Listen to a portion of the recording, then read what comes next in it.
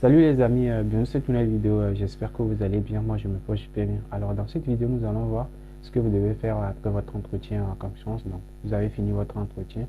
Vous demandez qu'est-ce que vous devez faire en attendant les réponses. Donc, dans cette vidéo, nous allons voir tout ça. Donc, ceux qui sont nouveaux, n'hésitez pas à vous abonner, à liker, à partager. Et ceux qui ne me connaissent pas, moi, c'est Farouk et je vous aide à réussir votre procédure confiance de A à Z. Allez, c'est parti.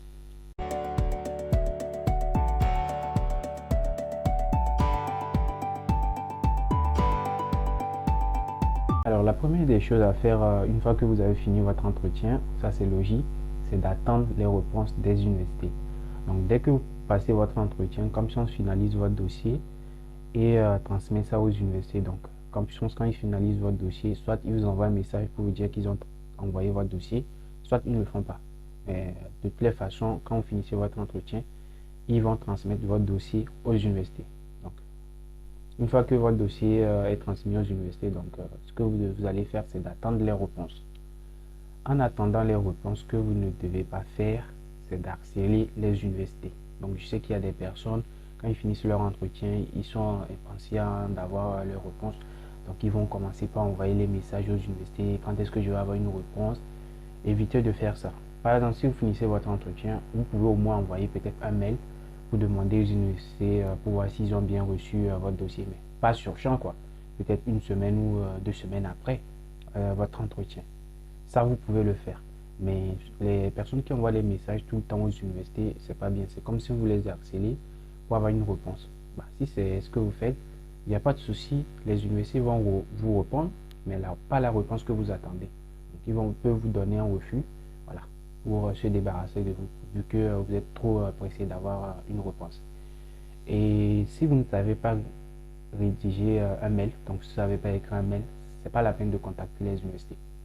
Voilà, parce que si vous ne savez pas rédiger un mail et vous envoyez un mail bizarre aux universités, ça peut réduire vos chances d'avoir une admission. Surtout, supposons que tu es en licence, soit en master, tu ne sais pas envoyer un mail, ils vont sûrement se poser beaucoup de questions sur euh, tes capacités à réussir dans leur formation, vu que forcément vous aurez utilisé les mails et tout.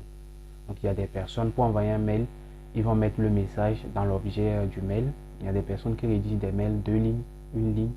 Genre, ils envoient des mails comme s'ils écrivaient à leurs potes. Donc si vous ne savez pas comment rédiger les mails, c'est pas la peine d'envoyer un mail. Sinon, tant pis pour vous, ça peut engendrer un refus. Donc ne prenez pas le risque d'envoyer des mails aux universités.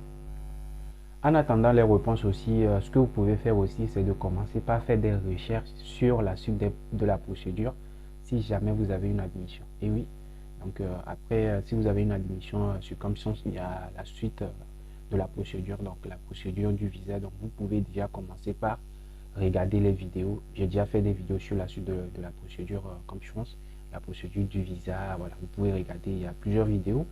Et vous pouvez faire des recherches sur Google aussi pour connaître la suite de la procédure. Quand tu as une admission, qu'est-ce qui va se passer, le choix définitif, la demande de visa. Voilà, donc vous prenez un peu d'avance sur les autres. Comme ça, vous allez pouvoir savoir comment vous préparer pour la suite, si jamais vous avez une admission. Voilà. Et l'erreur aussi que la plupart font aussi, c'est de penser que vu qu'ils font la procédure Campus, tout est automatique. Donc, il va faire ses candidatures, il va passer son entretien, il va avoir une admission, il va venir en France. Les amis, c'est pas comme ça que la procédure Campus se passe. La procédure Campus, je l'ai dit et je le répète tout le temps, la procédure Campus n'est pas garantie. Surtout quand vous postulez dans les universités publiques, c'est pas garanti. Voilà, donc il y a des gens qui ont essayé la procédure comme je pense 2, 3 fois avant d'avoir une admission et venir en France. Il y a des personnes, ils essaient une fois, ils sont en France. Donc, vu que la procédure n'est pas garantie, je vous conseille de continuer à aller au cours. Donc, il y a beaucoup de personnes qui relâchent, ils laissent les cours parce qu'ils se disent que ouais, ils se voient déjà en France. Ne faites pas cette erreur. Continuez d'aller au cours, suivez vos cours normalement. Parce que si jamais vous ne réussissez pas la procédure de cette année, il faut que vous ayez un bon dossier pour retenter votre chance l'année prochaine. Mais si jamais vous ne suivez pas les cours, vous avez de mauvaises notes, soit si vous n'êtes pas allé à l'école et tout, vous ratez la procédure de cette année et vous réduisez vos chances pour l'année prochaine. Et c'est pas ce que je souhaite pour vous. Donc, essayez, même si des fois c'est dur, je sais que c'est pas facile de ne pas penser à la procédure, mais essayez quand même d'aller au cours d'aller au cours normalement. En plus aussi, si vous allez au cours, vous maîtrisez des notions, forcément ça va vous aider quand vous allez être ici dans vos formations. Donc continuez à aller au cours, ne relâchez pas. Ok, voilà. Et aussi, ce que vous ne devez pas faire aussi, je sais qu'actuellement, il y a déjà des personnes qui ont des réponses, il y a des personnes qui ont eu des refus, beaucoup plus de refus. Il y a d'autres personnes qui ont des admissions. Donc, évitez aussi de vous comparer aux autres. Voilà, c'est pas parce que une autre personne a reçu une réponse que forcément toi aussi tu dois avoir une réponse.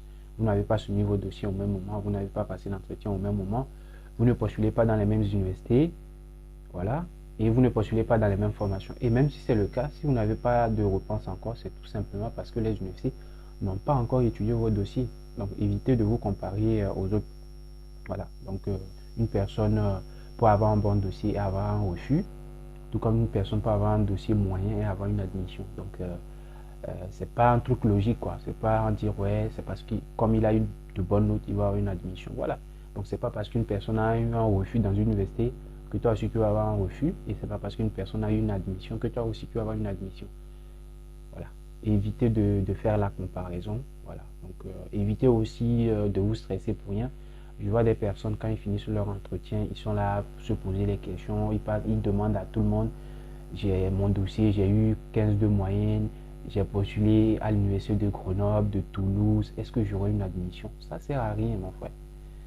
Moi, je n'étudie pas les dossiers, et les personnes que vous allez peut-être poser ces questions, eux aussi n'étudient pas les dossiers. C'est les universités qui étudient les dossiers.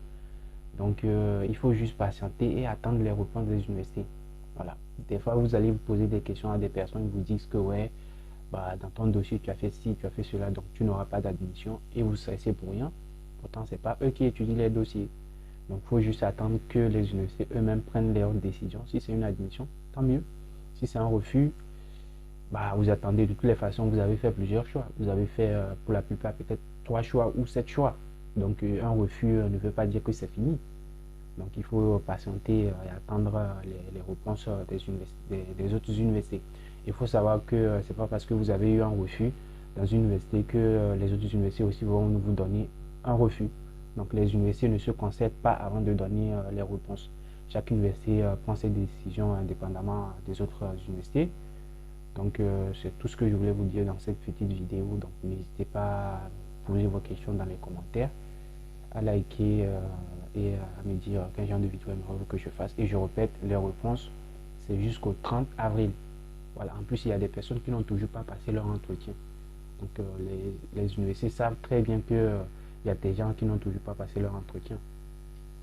Donc, Campus France, ils ont des délais pour passer l'entretien aux gens, ainsi que les universités ont des délais aussi pour donner les réponses. Et pour les universités, c'est jusqu'au 30 avril. Donc, on doit tous patienter. Allez.